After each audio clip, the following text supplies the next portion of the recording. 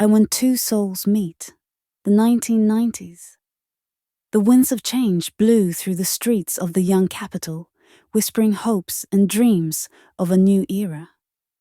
Amidst this hustle and excitement, fate brought together two people, Kanat and Aynura. Kanat came from a small provincial town in the south of the country. His family was simple. His father worked at a factory, and his mother was a school teacher. Despite modest means, his parents always taught him to value education and hard work. For Kanat, getting into a university in the capital was not just a dream. It was a chance to change his life and help his family. Aynura, on the other hand, was born into a family where respect and status meant everything. Her parents held high positions in the district administration, accustomed to comfort and influence. Aynura was surrounded by attention and opportunities from childhood. Yet inside, she felt an emptiness that neither luxury nor honor could fill. Their first meetings were accidental. On the university grounds, among the bustle of freshmen.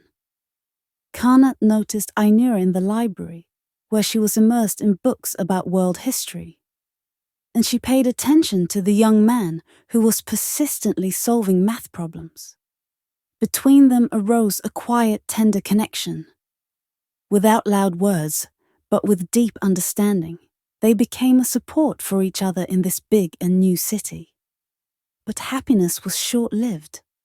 Aynura's parents, learning about her feelings for a boy from a humble family, were categorically against it. They believed such a relationship would ruin their status and plans for their daughter's future. Unexpectedly for Aynura, she was sent to study abroad, far away from Kanat and their love. The farewell at the train station was filled with tears and promises that seemed impossible to fulfill. The farewell at the train station felt like Kanat's heart was torn out. He watched as Aynura boarded the train, taking with her not only her belongings, but also a part of his soul. Their words were restrained. Just quiet promises not to forget each other and to wait. In a foreign country, Aynura found herself trapped in a golden cage. Beautiful buildings, foreign streets. But inside her soul yearned for home, for Kanat, for the simple happiness they once shared. She wrote him letters full of hope and longing. But more and more often, replies came late or not at all. Sometimes the phone went unanswered. Sometimes the mail got lost. Kanat, left in his hometown, immersed himself in his studies. But thoughts of Aynura never left him for a moment. He often sat on the old bench near the university where they first talked, dreaming of the day when they could be together again. Time passed. Between them grew an invisible wall, distance, misunderstanding, fear of losing each other. Aynura's parents increased the pressure, inviting her to official meetings and promising a bright future with a suitable young man. But love is not just feelings. It is struggle, faith, and hope. One day, Aynura made a desperate decision. She returned home without warning, breaking all her family's plans. The meeting with Kanat was filled with tears and laughter, fear and joy. They decided that they would no longer let obstacles destroy their fate. Yet much still lay ahead. Conversations with their parents, proving that true love is stronger than social status differences, and that their hearts chose each other for a reason. Aynura's return was a real shock to her parents.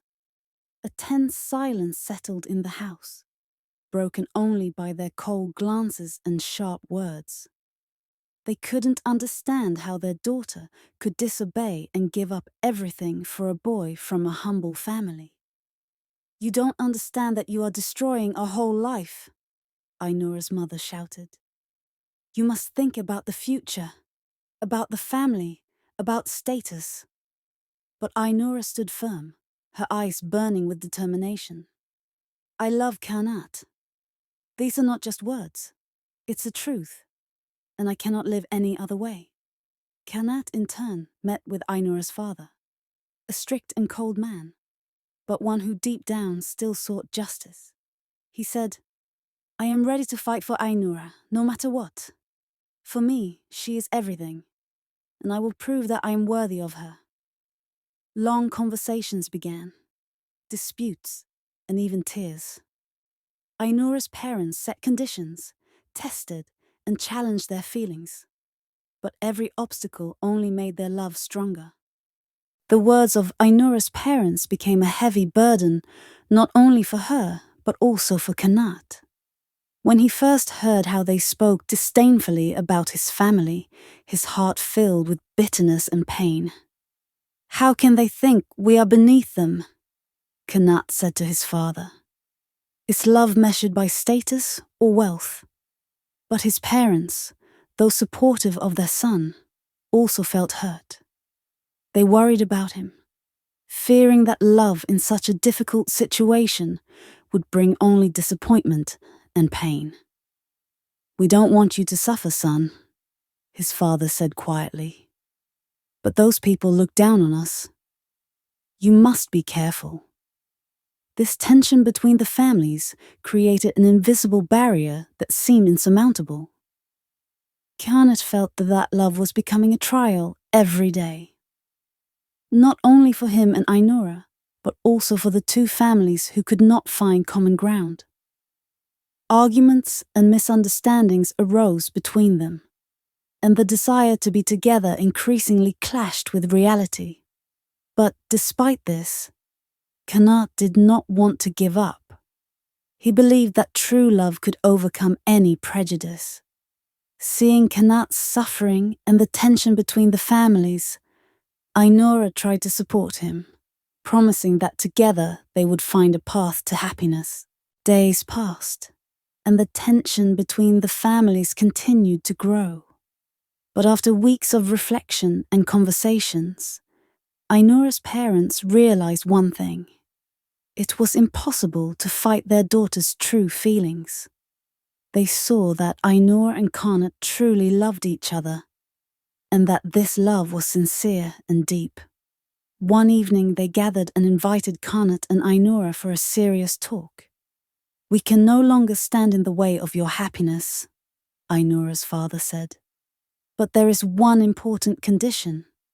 You both must graduate from university with excellent grades and prove that you are capable of building a worthy future. Aynura's mother added, We want to see that you are not just young lovers, but responsible people ready to work hard and fight for your life and happiness. Kanat and Aynura exchanged looks. It was difficult, but fair. We accept your condition, Kanat said confidently. We will work on ourselves and for our love. From that moment, their lives filled with new goals and hopes. Study, work, and plans for the future became not just words, but a mission. Every day they supported each other, inspired one another, and believed they could prove that true love conquers all obstacles. Studying turned out to be much harder than they had expected. The workload, new knowledge, competition, all of it demanded complete dedication. But their support for each other helped them keep their spirits up. Kanat and Aynura studied together in the library, helped each other with assignments, and shared dreams about the future. At the same time, they looked for part-time jobs. Kanat started working in a small shop to help his family, and Aynura became an assistant at a company where she was learning to build her career. Sometimes fatigue came in waves and doubts arose. Would they be able to endure it all? But a look into each other's eyes gave them strength. We are together, they would say, and that's what matters most.